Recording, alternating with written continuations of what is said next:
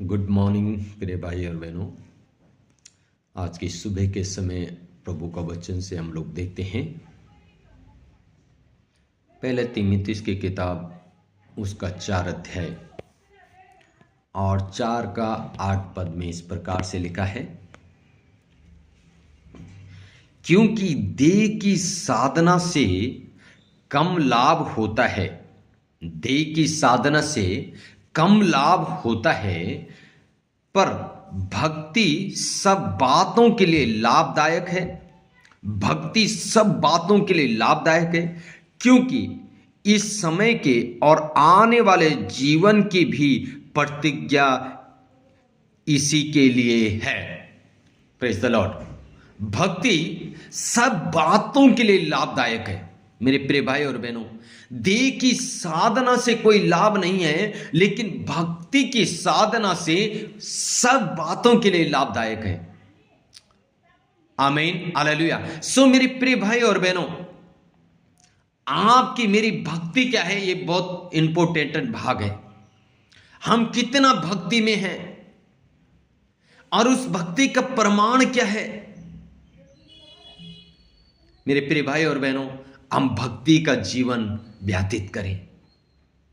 हम जैसे संसार में आए वैसे ही चले जाएंगे, लेकिन भक्ति, अगर भक्ति है तो भक्ति के पीछे फिर शक्ति भी है, और शक्ति के पीछे फिर सारी आशीषें हैं।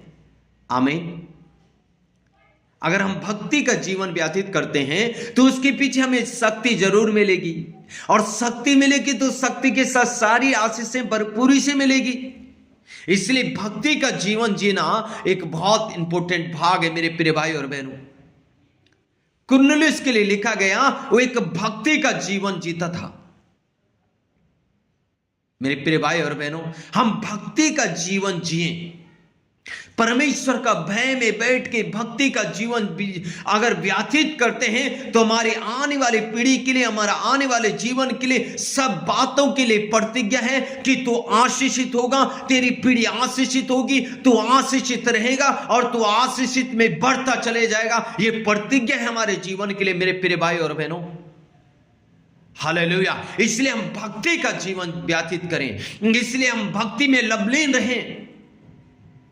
आमीन। और भक्ति का जीवन जीना ही इस संसार में परमेश्वर का मकसद यही है, मनुष्य को संसार में रखा है। इसीलिए रखा है कि वो परमेश्वर के साथ भक्ति में लवलीन रहे, परमेश्वर के सम्मुख रहे, परमेश्वर से बातचीत करें आने वाले जीवन के लिए। आमीन। सो के गॉड